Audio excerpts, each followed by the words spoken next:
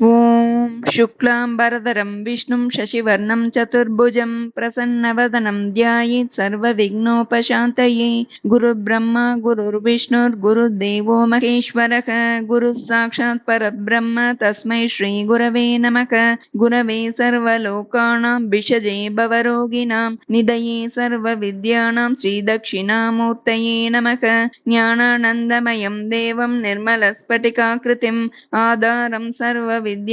हयग्रीवमुपास्मके। सरस्वती नमस्तुभ्यं वरदे कामरूपिणि। विद्यारम्भं करिष्यामि सिद्धिर्भवतु मे सदा। गर्जन्तं गर्जयन्तं निजभुजपटलं स्फोटयन्तं हठन्तं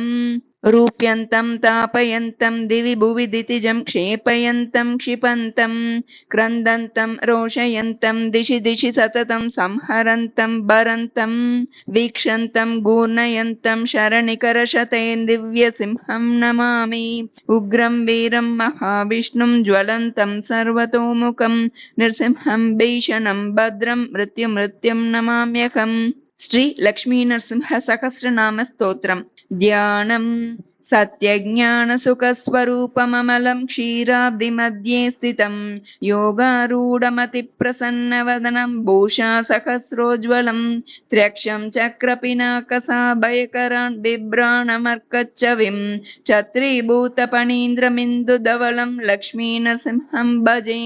उपास्महे नृसिंहाख्यं ब्रह्मवेदान्तगोचरं भूयोल्लासितसंसारच्छेदहेतुं जगद्गुरुं प्रह्लादनुत गोविन्द वज्रस्तम्भज श्रीधरा अत्रैव तिष्ठ भगवन् रक्ष भक्तान् त्वदाश्रितान्। पराशर उवाच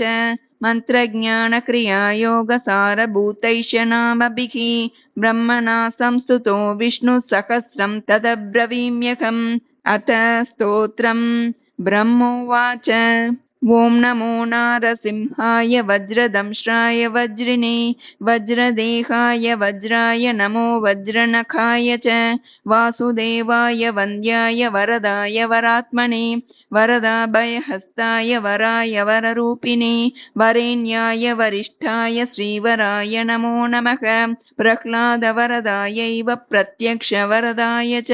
परात्परपरेशाय पवित्राय पिनाकिने पावनाय प्रसन्नाय पाशिने पापहारिणे पुरुष्टुताय पुण्याय पुरुहूताय ते नमः। तत्पुरुषाय तत्याय पुराणपुरुषाय च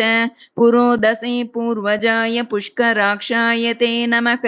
पुष्पहासाय कासाय महाकासाय शार्ङ्गिने सिंहाय सिंहराजाय जगद्वन्द्याय ते नमः। अट्टहासाय रोषाय ज्वालाकासाय ते नमः। भूतावासाय भासाय श्रीनिवासाय खड्गिने खड्गजिह्वाय सिंहाय खड्गवासाय ते नमः।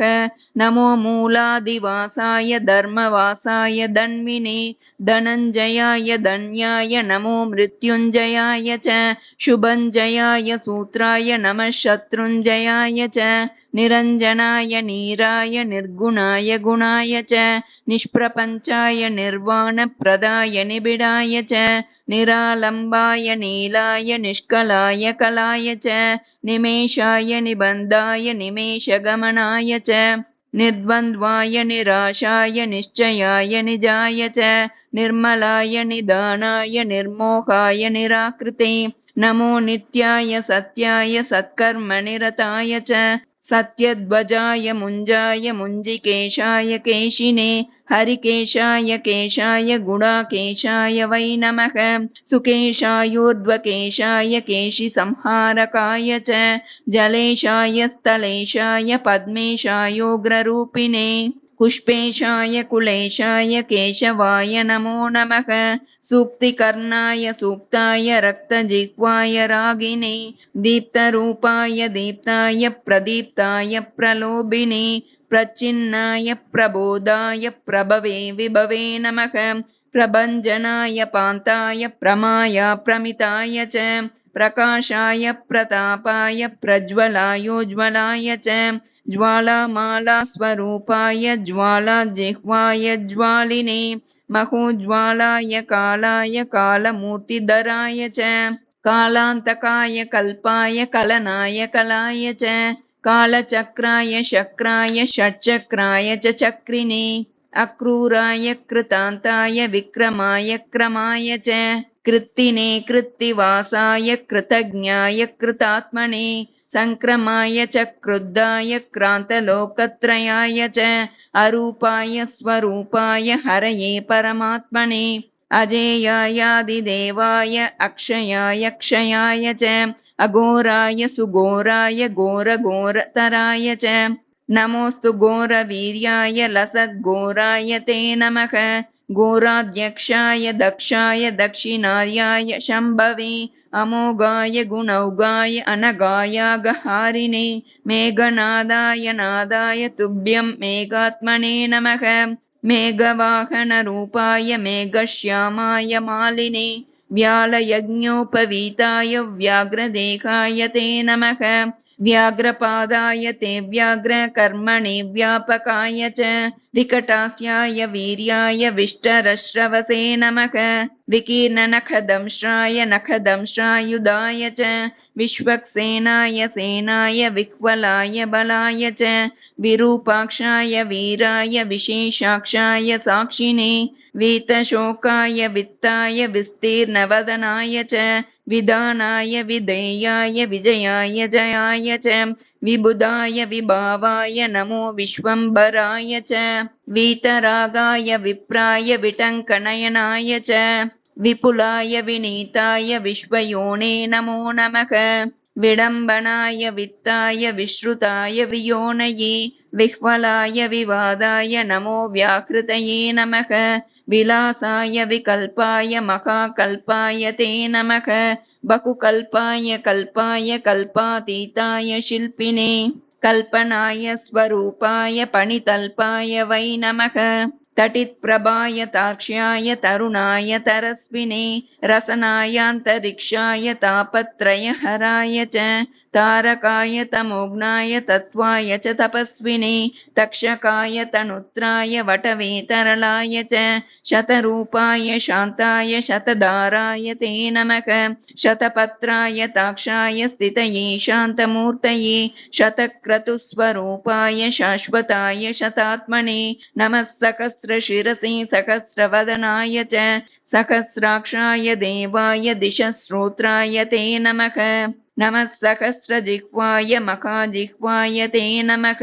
सहस्रनामधेयाय सहस्रजठराय च सहस्रबाहवे तुभ्यं सहस्रचरणाय च सहस्रार्कप्रकाशाय सहस्रायुधधारिणे नमः स्थूलाय सूक्ष्माय सुसूक्ष्माय नमो नमः सुक्षुण्णाय सुभिक्षाय सुराध्यक्षाय शौरिणे धर्माध्यक्षाय धर्माय लोकाध्यक्षाय वै नमः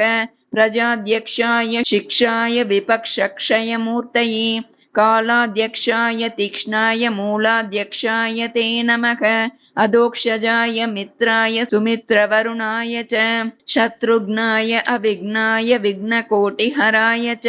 रक्षोघ्नाय तमोघ्नाय भूतघ्नाय नमो नमः भूतपालाय भूताय भूतावासाय भूतिने भूतभेतालघाताय भूताधिपतये नमः भूतग्रहविनाशाय भूतसंयमिने नमः महाभूताय भृगवे सर्वभूतात्मने नमः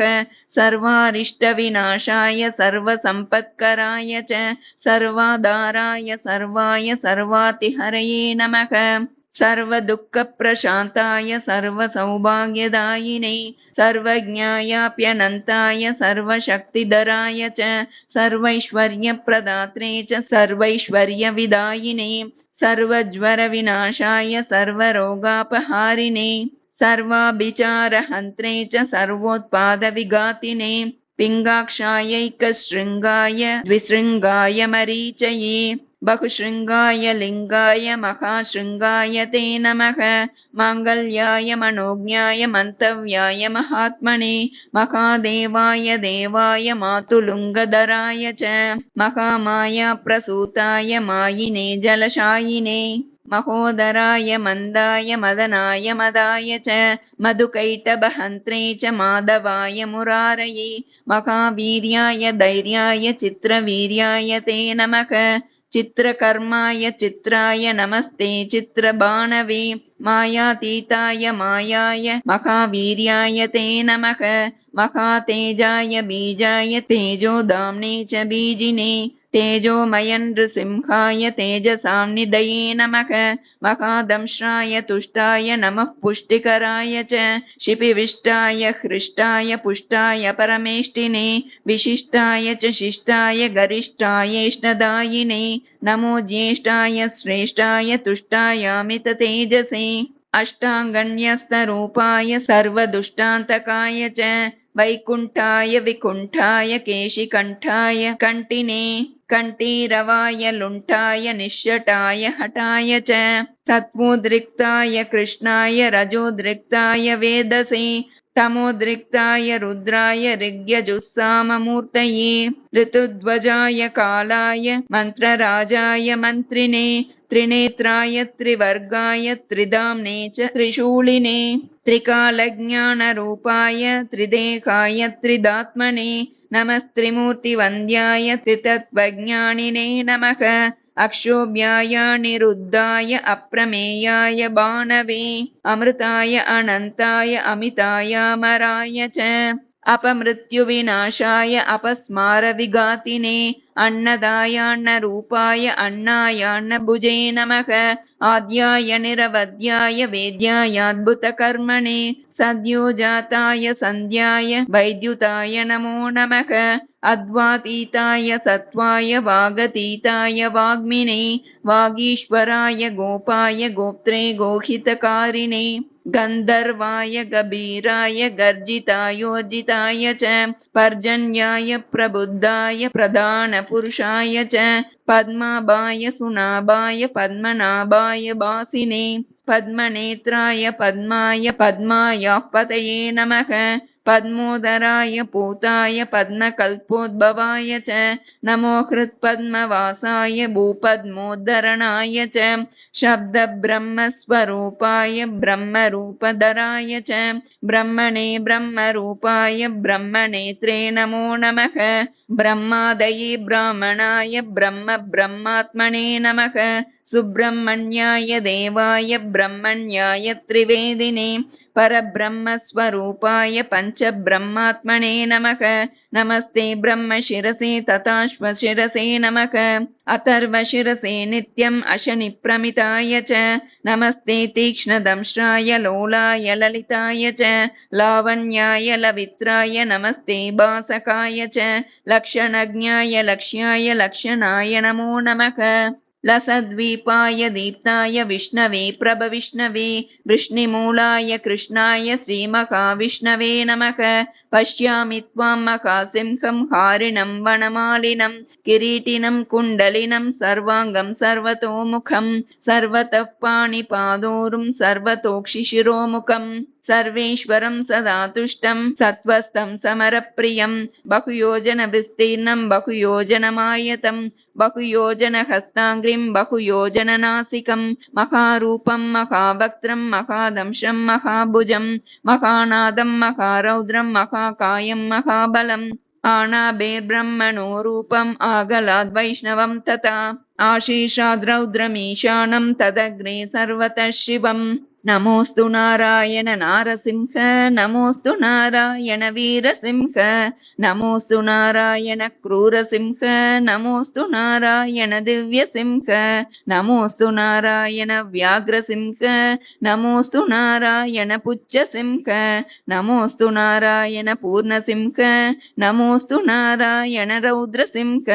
नमो नमो भीषण भद्रसिंह नमो नमो विह्वलनेत्रसिंह नमो नमो नमो बृंहितभूतसिंह नमो नमो निर्मलचित्तसिंह नमो नमो निर्जितकालसिंह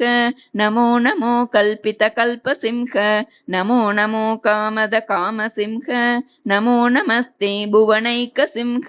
या वा पृथिव्योरिदमन्तरं हि व्याप्तं त्वयैकेन दिशश्च सर्वाः दृष्ट्वाद्भुतं रूपमुदग्रवेगं लोकत्रयं प्रव्यतितं महात्मन् अमीहित्वा सुरसङ्गा विशन्ति केचिद्भीताः प्राञ्जलयो गृह्णन्ति स्वस्तीत्युक्त्वा मुनयः सिद्धसङ्गाः सुवन्ति त्वां स्तुतिभिः पुष्कलाभिः रुद्रादित्या वसवो ये च साध्याः विश्वेश्विनौ मरुतश्चोष्मपाश्च गन्धर्वयक्षासुरसिद्धसङ्गाः वीक्षन्ति त्वां विस्मिताश्चैव सर्वे लेलिह्यसे ग्रसमाणः समन्तात् लोकान् समग्रान् वदनैज्ज्वलद्भिः तेजोभिरापूर्य जगत्समग्रं वासस्तवोग्राः प्रतपन्ति विष्णु भविष्णुस्त्वं सखिष्णुस्त्वं ब्राजिष्णुर्जिष्णुरेव च पृथ्वी त्वमन्तरिक्षं च पर्वतारण्यमेव च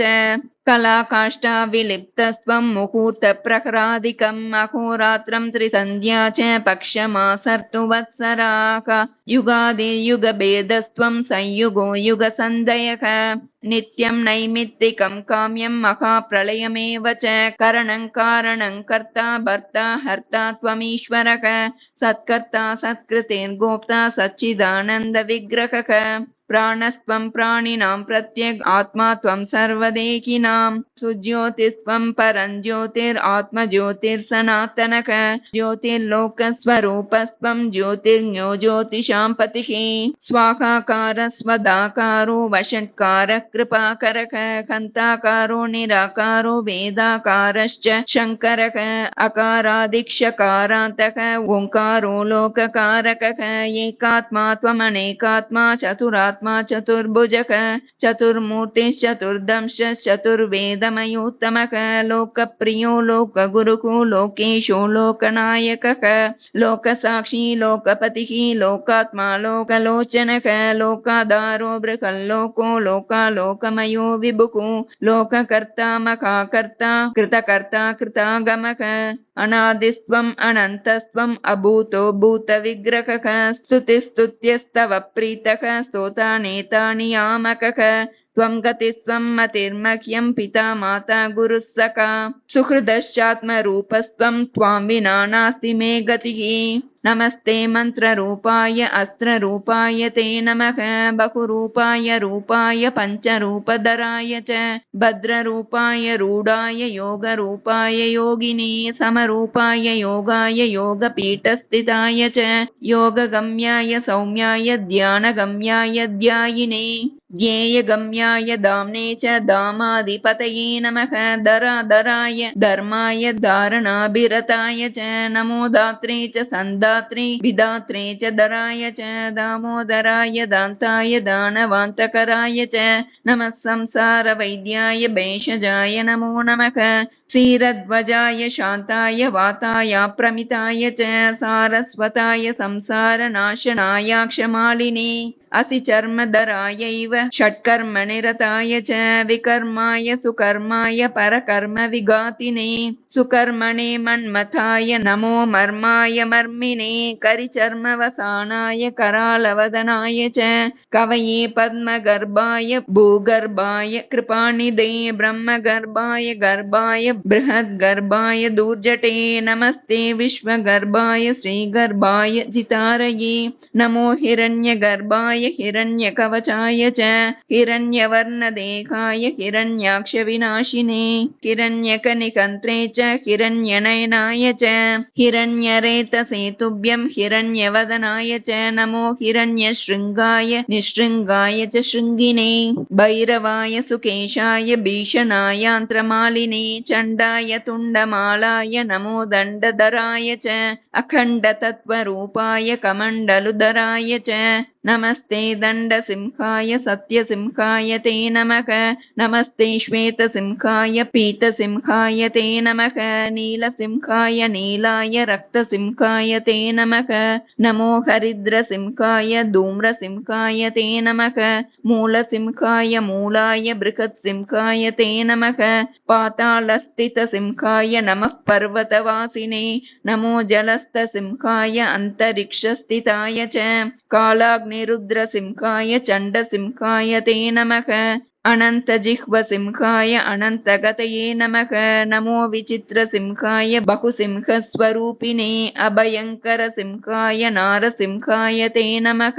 नमोऽस्तु सिंहराजाय नरसिंहाय ते नमः सप्ताब्दिमेकलायैव सप्तसामस्वरूपिणे सप्तलोकान्तरस्थाय सप्तस्वरमयाय च सप्ताचीरूपदंश्राय सप्ताश्वरतरूपिणे सप्तवायुस्वरूपाय सप्तच्छन्दोमयाय च स्वच्छाय स्वच्छरूपाय स्वच्छन्दाय च ते नमः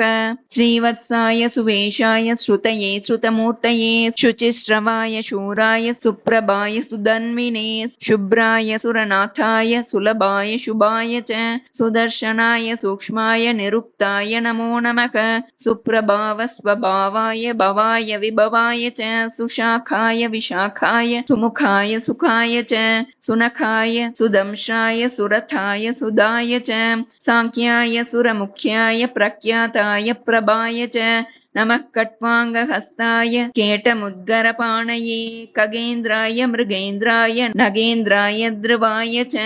नागकेयूरहाराय नागेन्द्रायागमर्दिने नदीवासाय नागाय नानारूपधराय च नागेश्वराय नागाय नमिताय नराय च नागान्धकरथायैव नरनारायणाय च नमो मत्स्यस्वरूपाय कच्छपाय नमो नमः नमो यज्ञवराहाय नृसिंहाय नमो नमः विक्रमाक्रान्तलोकाय वामनाय महौजसे नमो भार्गवरामाय रावणान्तकराय च नमस्ते बलरामाय कंसप्रध्वंसकारिणे बुद्धाय बुद्धरूपाय तीक्ष्णरूपाय कल्किने आत्रेयायाग्निनेत्राय कपिलाय द्विजाय च क्षेत्राय पशुपालाय पशुवक्त्राय ते नमः गृहस्थाय वनस्थाय यतये ब्रह्मचारिणे स्वर्गापवर्गदात्रे च तद्भोक्त्रे च मुमुक्षवे शालग्रामनिवासाय क्षीराब्धिशयनाय च श्रीशैलाद्रिनिवासाय शिलावासाय ते नमः योगिहृत्पद्मवासाय महाहंसाय ते नमः गुहावासाय गुह्याय गुप्ताय गुरवे नमः नमो मूलादिवासाय नीलवस्त्रधराय च पीतवस्त्रधरायैव रक्तवस्त्रधराय च रक्तमालाविभूषाय रक्तगन्धानुलेपिने दुरन्धराय दूताय दुर्गमाय दुराय च दुर्मदाय दुरन्ताय दुर्धराय नमो नमः दुर्निरीक्षाय दीप्ताय दुर्दर्शाय द्रुमाय च दुर्भेदाय दुराशाय दुर्लभाय नमो नमः दृप्ताय दीप्तवक्त्राय दुर्दृप्तनयनाय च उन्मत्ताय प्रमत्ताय नमो दैत्यारये नमः रसज्ञाय रसेशाय आकर्णनयनाय च पत्याय परितोषाय रत्याय रसिकाय च ऊर्ध्वकेशोर्ध्वरूपाय नमस्ते चोद्भरेतसे ऊर्ध्वसिंहाय सिंहाय नमस्ते चोर्ध्वबाहवे परप्रध्वंसकायैव शङ्खचक्रधराय च गदापद्मधरायैव पञ्चबाणधराय च कामेश्वराय कामाय कामरूपाय कामिने नमः कामविकाराय कामरूपधराय च सोमसूर्याग्निनेत्राय सोमपाय नमो नमः नमः सोमाय वामाय वामदेवाय ते नमः सामस्वराय सौम्याय भक्तिगम्याय ते नमः कूष्माण्डगणनाथाय सर्वश्रेयस्कराय च भीष्माय भीकरायैव भीमविक्रमणाय च मृगग्रीवाय जीवाय जिताय जितकाशिने जटिने जामदग्न्याय नमस्ते जातवेदसे जपाकुसुमवर्णाय जप्याय जपिताय च जरायुजायाण्डजाय स्वेदजायोद्भिज्जाय च जनार्दनाय रामाय जानवी जनकाय च जराजन्मविदूराय प्रद्युम्नाय प्रबोधिने रौद्रजिह्वाय रुद्राय वीरभद्राय ते नमः चिद्रूपाय समुद्राय कद्रुद्राय प्रचेतसे इन्द्रियायेन्द्रियज्ञाय नमोऽस्त्विन्द्राणुजाय च अतीन्द्रियाय सान्द्राय इन्दिरापतये नमः ईशानाय च ईड्याय ईप्सिताय इनाय च व्योमात्मने च व्योम्ने च नमस्ते व्योमकेशिने व्योमाधाराय च व्योमवक्त्रायासुरगातिने नमस्ते व्योमदंशाय व्योमवासाय ते नमः सुकुमाराय रामाय शिंशुमाराय ते नमः विश्वाय विश्वरूपाय नमो विश्वात्मकाय च ज्ञानात्मकाय ज्ञानाय विश्वेशाय परात्मने एकात्मने नमस्तुभ्यं नमस्ते द्वादशात्मने चतुर्विंशतिरूपाय पञ्चविंशतिमूर्तये षड्विंशकात्मने नित्यं सप्तविंशतिकात्मने धर्मार्थकाममोक्षाय विमुक्ताय नमो नमः भावशुद्धाय सिद्धाय साध्याय शरभाय च प्रबोधाय सुबोधाय नमो बुद्धिप्रदाय च स्निग्धाय च विदग्धाय मुग्धाय मुनये नमः प्रियश्रवाय श्राव्याय सुश्रवाय श्रवाय च ग्रहेशाय महेशाय ब्रह्मेशाय नमो नमः